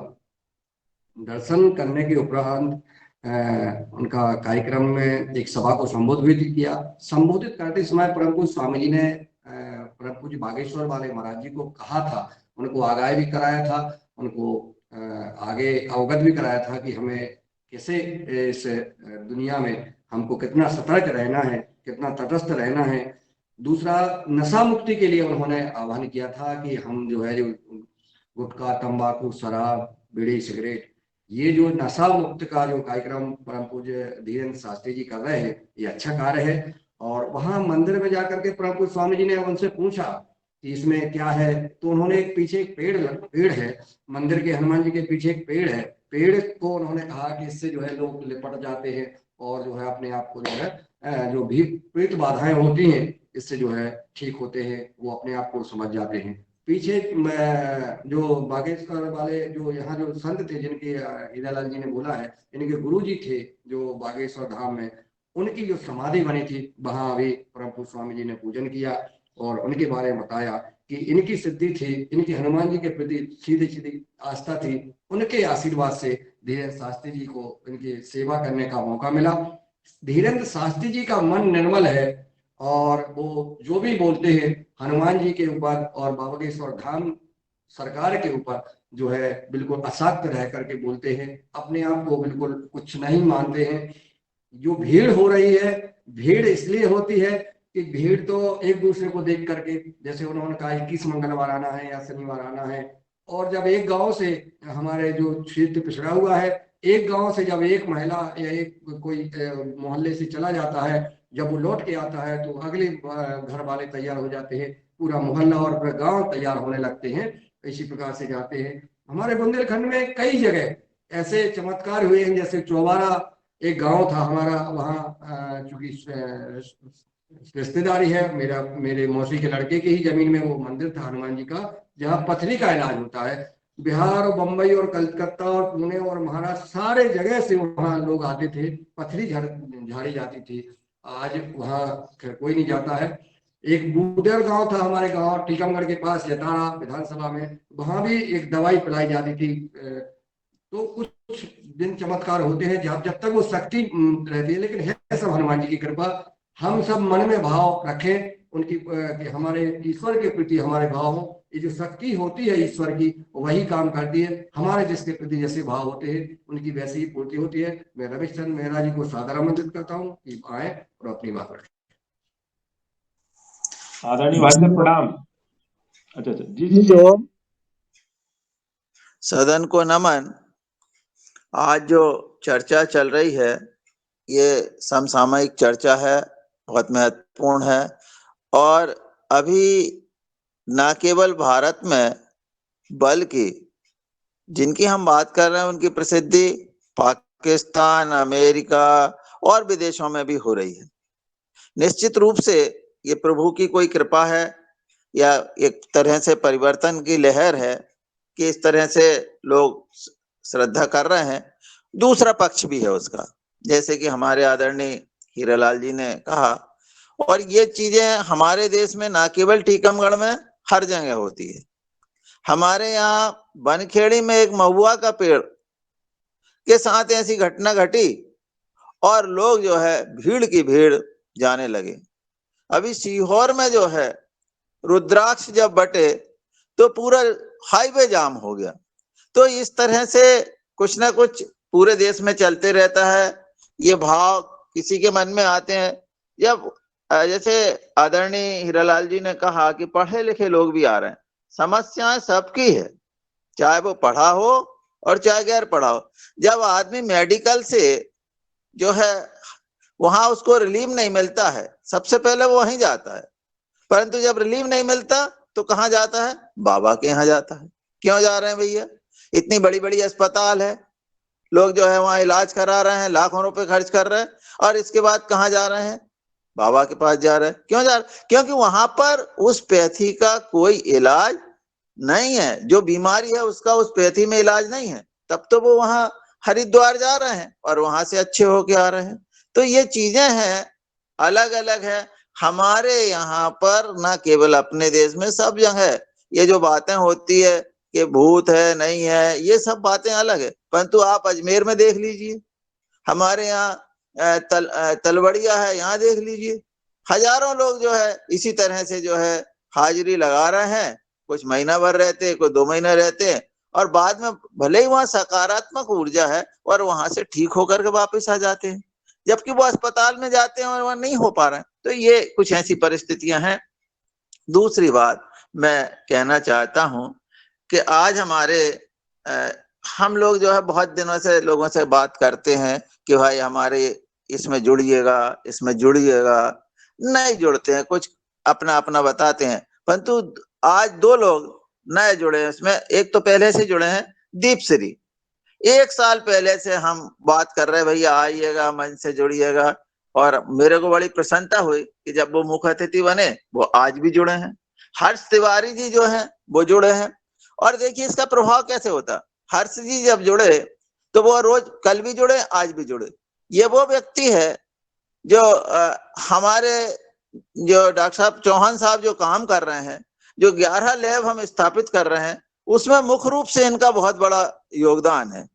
ये जो है इन्होंने अपनी लैब जो है वो हम लोगों को उपलब्ध कराई है। यहाँ पर उनकी लैब में हम प्रशिक्षण ले रहे हैं।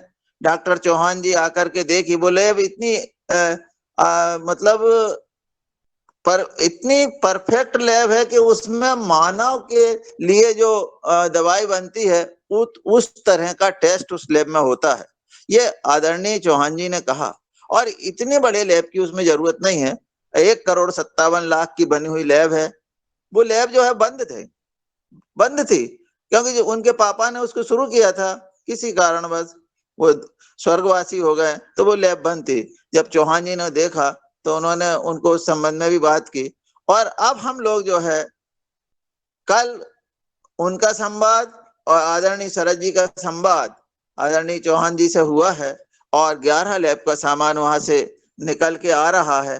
तो ये बातें हैं कि जो चीजें होती है, हम बहुत दिन से प्रयास कर रहे थे परंतु मौका नहीं मिल रहा था, अवसर ऐसा नहीं था। ईश्वर के सहयोग का ये हम सिवनी मालवा पहुंचे। सिवनी मालवा में अब चूंकि अब लगा था कि भाई हमने बात की अपने साथी से कि यार अपने को एक लैब बनाना है, कहीं हो तो बता दो। वो मैंने बात की थी वहां के कॉलेज के प्रिंसिपल साहब से। हम आदरणीय मुन्नीलाल जी बैठे थे और भी लोग बैठे थे, तो मैंने कहा सर आपके पास लैब है और आप ट्राइकोडर्मा यहाँ क्यों नहीं बना के बच्चों को बना के बता रहे हैं, क्योंकि ट्राइकोडर्मा बहुत जरूरी है। तो उन्होंने कहा हम प्रयास करेंगे, परंतु वहीं हमारे जो यादव जी थे उन्होंने कहा कि अरे भैया यहाँ एक लैब है। तो हमने कहा चलो अपन देखते हैं। हम उनके पास पहुंचे, उन्होंने हमें पूरी लैब घुमाई, दिखाए, हमको अच्छा लगा। उसकी फोटो हमने आदरणीय चौहान साहब के पास भेज दी, उनको भी अच्छा लगा, उनको यहाँ बुला लिया, प्रशिक्षण ले लिया। आज होशंगाबाद जिले में लगभग 11 लैब का सामान आ रहा है, वहां से डिस्पैच हो जाएगा। आदरणीय हर्ष तिवारी और शरद भैया की कुछ बातें हुई है तो वो और बताएंगे कि क्या होना है। जी ओम। सदन को पुनः नमन। जी ओम। पहले तो रमेश चंद्र मेहरा जी, आदरणीय हर्ष तिवारी जी के लिए हम सब तालियां बजा के स्वागत करें उनका, क्योंकि उन्होंने जो दिल बड़ा करके और जितनी बड़ी लैब का निर्माण किया था, और वो है जो हमारे हरियाणा से किसान आ रहे हैं उनकी भी उन्होंने रहने की और भोजन की व्यवस्था की है, और जो प्रशिक्षण हुआ था हमारे किसानों का वो भी आपने कराया था। तो ऐसे हम महान पुरुष को इस सदन में आमंत्रित करते हैं, प्रणाम करते हैं, और मैं आमंत्रित करता हूं कि वो आए और वो अपने विचार सदन को रखने का कष्ट करें। आदरणीय हर्ष तिवारी जी।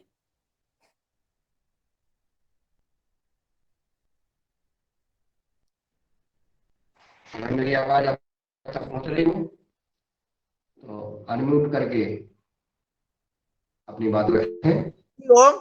मैंने देखा हर्ष तिवारी जी लेफ्ट हो गए हैं, अभी जुड़े हुए थे। ठीक ठीक। तो अगले वक्ता के रूप में दिनेश जी सेमवाल जी को सादर आमंत्रित करता हूं कि वो आए अपनी बात रखें। जी आदरणीय, धन्यवाद। और वास्तव में जो आज श्री पवन सर जी ने एक बात कही छतरपुर की, मुझे तो ये लगता है कि हमारी जो आवश्यकताएं हैं, नई खोज के लिए इधर उधर भटकते रहते हैं हम, और भटकना भी चाहिए, और उसमें ही अपने समाधान के लिए हम जाते हैं। लेकिन एक बात और मुझे ये भी लगती है कि जो पढ़े लिखे व्यक्तित्व होते हैं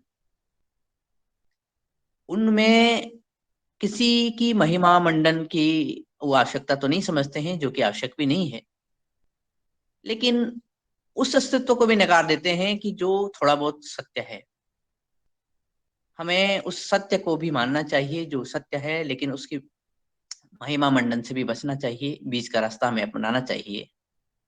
मुझे स्वयं पे भी विश्वास कभी कभी नहीं होता, क्योंकि हमारे पास चौथी पांचवी कक्षा में एक नैतिक शिक्षा की एक छोटी पुस्तक हुआ करती थी, और नैतिक शिक्षा की छोटी पुस्तक के अंत में जहां इंदिरा गांधी ने अपना जो इंदिरा गांधी जी ने भाषण दिया था, मुझे चिंता नहीं कि मैं जीवित रहूं या मरूं, उसके लास्ट कवर था, उसके पहले वाले पन्ने पर, यानी अंतिम पन्ने पर, उसमें मैंने एक चौपाई पढ़ी और वो मुझे अभी तक याद है। और उस चौपाई तक पर मुझे विश्वास नहीं था, और मुझे लगभग मैं 7वीं 8वीं और हाई स्कूल तक मैं पहुंच गया, उसको मैं याद करता रहा, और मुझे ये लगता था कि तुलसीदास जी ने ऐसे कैसे लिख दिया और क्यों लिखा। वो चौपाई थी, बिनु पद चलहि सुनहि बिनु काना, कर बिनु करम करई विधि नाना। जब मैंने दादाजी से इसका अर्थ पूछा तो उन्होंने कहा कि जो बिना पद से, बिना पाँव से चल सकते हैं, बिना हाथों से कर सकता है, बिना कानों से सुन सकता है और बिना मुंह के खा सकता है, ऐसा भी कोई अस्तित्व है हमारे इस संसार में, इस ब्रह्मांड में। तो मैं हमेशा दुखी होता कि मुझे यह आभास होता कि झूठ लिखा गया है। और मैं हम इसलिए, और इसी कारण मुझे वो याद हुआ। मेरे ख्याल से जो मुझे सबसे पहले जो मैं पढ़ करके याद हुआ, सुन करके तो बचपन की बहुत सारी श्लोक वगैरह याद हुए, लेकिन जो पढ़ करके याद हुआ वो ये था। लेकिन मैं जब जब थोड़ा आगे बढ़ा तो मुझे कई बार आभास हुआ कि बिना पद के हम चल भी सकते हैं, बिना हाथों के हम कार्य भी कर सकते हैं, और बिना मुंह के हम खा भी सकते हैं, और बिना कानों के हम सुन भी सकते हैं। लेकिन इसमें विश्वास ही बड़ी बात है। अगर हम विश्वास करते हैं तो ऐसे होता है और ये मानना पड़ेगा। क्योंकि एक उदाहरण, शायद टाइम आगे बढ़ रहा है, मैंने ऐसे लोगों की वार्ता भी सुनी जिसने दूसरे के जन्म और दूसरे की मृत्यु की बात कही और सटी हुई, लेकिन अपने मृत्यु उन्होंने वो नहीं कह सके और उनकी मृत्यु बड़ी बुरी हुई। तो तब मुझे ये भी लगा, क्योंकि बाल मन ये सोचता है कि जब ये दूसरे के प्रति कर सकते हैं, बात कह सकते हैं और सटीक होता तो अपने पर क्यों नहीं होता है।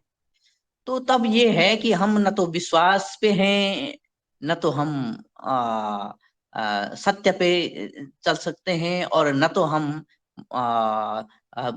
ये देख भी सकते हैं। कुल मिलाकर ये कि बीच का रास्ता हमें अपनाना आवश्यक है। कि कुछ बातें तो हैं और वो बात वही अटक जाती है कि वास्तव में भगवान तो है, वरना कुछ न होते हुए भी बहुत कुछ हो रहा है, वो शक्ति तो है। लेकिन हाँ, जैसे मैं सहमत हूँ आदरणीय हीरालाल जी कुशवाहा जी से, वो वहाँ के स्थानीय निवासी हैं, और कि हमें पूरी तरह से आंखें बंद भी नहीं करनी चाहिए, और ऐसा भी नहीं कि हम जो देखते हैं उसको भी नकार भी नहीं सकते हैं। बहुत बातें ऐसी हैं जो वास्तव में मैंने भी अपने जीवन में अनुभव करी हैं और कई बार अनुभव करी हैं, होती हैं। लेकिन कैसे होती हैं, मेरी बुद्धि अभी तक वहां नहीं गई है। और जो बातें नहीं होकर भी होती हैं, उस पर रिसर्च का विषय भी है, और उस पर विश्वास तभी करना चाहिए जब सामने देखें। धन्यवाद, प्रणाम। ओम। धन्यवाद दिनेश जी। कल इस विषय पर और चर्चा होगी, क्योंकि कुछ और अनुभवी हैं, देखे हैं, समय चूंकि वो दे रहा है। आदरणीय धर्मेंद्र सिंह मुंदेला जी को आमंत्रित करता हूं कि आप अपनी बात रखें। आदरणीय भाई साहब प्रणाम। भाई साहब मंच सब सदन को प्रणाम। भाई साहब क्या है, बुंदेलखंड में अरे आदरणीय हीरालाल जी को भी शायद जानकारी होगी कि यहाँ विश्वास जो है वही भगवान माना जाता है। छोटे छोटे चबूतरे बना के लोग पूरा जीवन यापन कर देते हैं। अपनी श्रद्धा जहाँ होती है व्यक्ति की, वहां लोग बाग जाते हैं। और रही बात महाराज जी की, तो आदरणीय पवन सर ने भी बताया है कि व्यक्ति को वो नहीं बुला रहे हैं, जो समस्या रहती है लोग बाग जाते हैं। आज की बहुत अच्छी बात वो रही है, लोग अपने विवेक से काम करें, जहां लोगों को विश्वास होता है वहां जाते हैं। लेकिन श्रद्धा व्यक्ति की जहां होती है वहां उन लोगों को निश्चित लाभ होता है। अब जितने लोग जा रहे हैं, पढ़े लिखे भी जा रहे हैं, तो ये कुछ ना कुछ थोड़ा बहुत लाभ हो रहा होगा, इसीलिए तो लोग बाग जाते हैं। जी भाई साहब, सभी को प्रणाम। अब समय भी हो रहा है और कल रखेंगे अपनी बात, है ना। जी भाई साहब प्रणाम। सदन के सभी लोगों को मेरा प्रणाम। मैं निवेदन करना चाहूंगा कि हो सकता है सदन मेरे मुंह से कुछ और सुनना चाह रहा होगा, और मैं उस जो अपेक्षाएं थी उस अपेक्षा की कसौटी में खरा नहीं हो सकता उतरा हूँ। तो किसी को अनफाई लेना है और कहीं किसी अपनी भावना का आहत नहीं करना है। मेरे पास जो था वो मैंने दिया, जिसके पास जो रहता वही देता भी है। आप मेरी विचारधारा कह सकते हैं, मेरी सोच को कह सकते हैं, जो भी आप माने। बाकी मैं तो निश्चल वाला आदमी हूँ, जो रहता तो कहता हूँ, लुका छुपा मैं कर नहीं पाता हूँ, तो क्षमा चाहूंगा उसके लिए। तो नहीं, आपने जो कहा है, जो अपने मन की बात कही है, सबको मन की बात कहने का अधिकार है इस सदन में। आपने अपनी बात रखी है, सब अपनी बात रखते हैं, इसमें ऐसी कोई बात नहीं है, होना भी चाहिए। और सब अपनी अपनी बात रखें इसमें, और कल भी इस विषय पर चर्चा होगी, ऐसी कोई बात नहीं है। आदरणीय बने सिंह जी आमंत्रित। सदन के सभी लोगों को मेरा प्रणाम। जैसे कि विषय चल रहा था बागेश्वर धाम के ऊपर, सभी लोग उसके ऊपर रिसर्च मांग रहे थे। वेदों की शिक्षा जब से विलुप्त हुई है, जब से देश के अंदर अपने अपने मजहब और अपने अपने ठेकेदारों ने इतना देवता पैदा कर दिए, इस सनातन वैदिक धर्म के संस्कृति को समाप्त करने के लिए, कि मन माने अड़ंगे और मन माने देवते, इतने देवता पैदा कर दिए हैं कि अगर हम एक एक रुपया भी अगर चढ़ाएं तो हमारे जीवन में हमारी संपत्ति बेच करके फिर भी हमें बैंकों से लोन लेना पड़ता है। इतना देवता पैदा कर दिया हिंदुस्तान के अंदर, और वो देवता सब अपने मनमाने के हिसाब से ये कर रहे हैं। ये सब क्या है कि औषधि की सिद्धि द्वारा होती है। जैसे 4-4 महीने का हमारा 12 महीना होता है, 12 महीना में 4-4 महीने की हम यज्ञ सामग्री बनाते हैं। उसी प्रकार एक औषधि सिद्धि जो मैटर रहता है, उस औषधि सिद्धि करके फिर वो लोग अपना हिंदुस्तान में जनता को बरगलाने का, किसी देवता का नाम दे करके या किसी भी चबूतरा का नाम दे करके फिर वहां पर नतमस्तक करते हैं और वो औषधि रूप देते हैं, और औषधि के द्वारा ये सब अपना चमत्कार दिखाते हैं लोग। अन्यथा कोई इतने देवता प्रकट नहीं हुए। अपन मानते हैं शक्तियां हैं, शक्तियां सिद्धियों के द्वारा होती हैं, परंतु ये सब सिद्धियां जैसे आपने बोला है, मुनीलाल जी यादव जी ने, कि अभी स्वामी जी ने पूछा तो मंदिर के पीछे एक नीम का पेड़ था। तो सभी संत महात्मा जितने भी हुए अपने पुरातन काल में, वो सब औषधियों से ही पैदा करते थे। जैसे औषधि खा अपन एक अकरकरा जो बोलते हैं उसको अपन 12 महीने तक अपन दांत मंजन करते रहो तो अपने मुंह से जब हम चाहेंगे आग निकलने लगेगी। जैसे हमारे महाभारत काल में, रामायण काल में हमारे ऋषि मुनि जंगल में बैठे बैठे औषधियों के द्वारा तपस्या किया करते थे। वही तपस्या कुछ गिने चुने लोगों के पास है, तो उन्होंने मंदिर मठ बना लिए, पूजा स्थल बना लिए, और उसमें जनता का से पैसे छुड़ाने का, ऐंठने का ये हमारे डॉक्टर राजीव दीक्षित जी कहा करते थे कि बिना टैक्स का व्यापार है और मंदिर मस्जिद बना लो, जीवन भर अपनी संतान भी सुखी रहे, अपन भी सुखी रहे। परंतु जहां भी लोगों के साथ में दुर्व्यवहार किया, देखिए मंदिर मस्जिद में जितने भी पंडे पुजारी हैं उनकी कौम का ही विनाश हो गया। उनकी कौम पागल पागल बन के फिरती फिर रही है। देखते हैं हम बहुत सारी जगह जहाँ पंडे पुजारी दूसरे लोगों का भला करते हैं, उनकी संतानें पागलों की तरह घूम रही है सड़कों पे, उनका परिवार नष्ट हो गया है। तो ये कुल मिला के जनता को पैसे छुड़ाने का एक सिलसिला है और कुछ भी नहीं है। परमात्मा है, वेदों के पद चिन्हों पर चलने वाले है, ऐसी बात नहीं है कि नहीं है, परंतु ये आडंबर और पाखंड, जब महाभारत का युद्ध हुआ था जिसके बाद में हमारी वैदिक संस्कृति विलुप्त हो गई, जिसके बाद में जिसके पास जो बचा वही उसके गलियारों में दिखाते रहे लोग, उसके क्षेत्र में दिखाते रहे और लोगों को बेवकूफ बनाते रहे हैं। जी धन्यवाद सभी को। सदन में आज चर्चा हुई, अपने अपने मत सबने रखे, डिबेट होती है। आपने देखा चैनल में तमाम जो है वातावरण होता है, अपनी अपनी बात रखी जाती है। जी हमारे डॉक्टर दुबे जी भी अपनी बात रखना चाहते हैं, स्वागत है आपका। समय की सीमा देखते हुए मैं मेरी बात कल रखूंगा। धन्यवाद। धन्यवाद। कल डिबेट होगी, कल इसमें व्यक्तिगत कोई वो नहीं है, अपने मत रखने का अधिकार सबको है। सदन में चर्चा होना चाहिए और होगी। अब आज इतना ही, कल मिलते हैं नए जोश के साथ, नए होश के साथ और नए विचार के साथ। मैं आमंत्रित करता हूँ कि आदरणीय रंजना जी आए और सबका आभार ज्ञापित करें और कल अपने साथियों के साथ और जुड़े, और ये लगातार ये संवाद जारी रहेगा। योग पर चर्चा होगी, खेती पर चर्चा होगी, और जो आज का हमारा सनातन धर्म है इस पर भी चर्चा होगी। आदरणीय रंजना जी, सदन में सभी को ओम। और बहुत सुंदर आज की कक्षा रही। कल्पनी जी ने बहुत सुंदर योग सिखाया, उसी के साथ आज की हमारी योग चीफ गेस्ट आदरणीय अनामिका जी ने भी बहुत महत्वपूर्ण जानकारी दी, और उनका भी मैं धन्यवाद और आभार व्यक्त करती हूँ। और भी सदन में बहुत सुंदर चर्चा चल रही है, तो कल हम इस पर और चर्चा करेंगे। तो सबका मैं आभार व्यक्त करते हुए कार्यक्रम के समापन की तरफ चलते हैं। आदरणीय मुन्नीलाल भैया जी, बहन अनामिका जी, आदरणीय भगवान दास जी, आदरणीय भुवनेश्वर राज जी, आदरणीय बनी सिंह जी, आदरणीय दिनेश सेमवाल जी, आदरणीय डॉक्टर किशोर दुबे जी, आदरणीय गजानन बाजड़ जी, आदरणीय हीरालाल भाई साहब, आदरणीय कल्पना जी, आदरणीय कृष्ण कुमार जी, आदरणीय मुनीलाल भाई साहब, आदरणीय नीलकंठ सावड़े जी, आदरणीय नीरज ठाकुर जी, आदरणीय नीरल ठाकुर जी, आदरणीय ओंकारनाथ जी, आदरणीय प्रणाली मराठे जी, आदरणीय प्रतिभा राजे भाऊ जी, आदरणीय रघुवीर रावत जी, आदरणीय रामाधर जी, आदरणीय रमेश चंद्र मेहरा जी, आदरणीय रामकृष्ण रघुवंशी जी, आदरणीय रंजना जी, आदरणीय रिकॉर्डिंग से जो भी भाई बहन और जुड़े उनका भी मैं आभार व्यक्त करती हूँ। रूमी राम जी, आदरणीय शरद वर्मा जी, आदरणीय स्मिता दुबे जी, आदरणीय ठाकुर दास जी और आदरणीय उमाशंकर प्रसाद भाई साहब और जो भी अन्य साथी हमारे लेफ्ट हुए उन सभी का भी मैं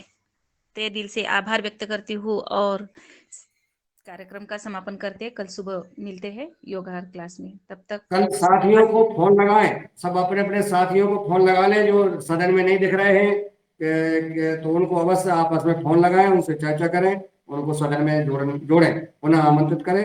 कल डिबेट होगी, कल खुली चर्चा होगी कि हम आपस में चर्चा करेंगे, अपने अपने विचार रखेंगे। धन्यवाद। जय हिंद, जय भारत, जय जवान।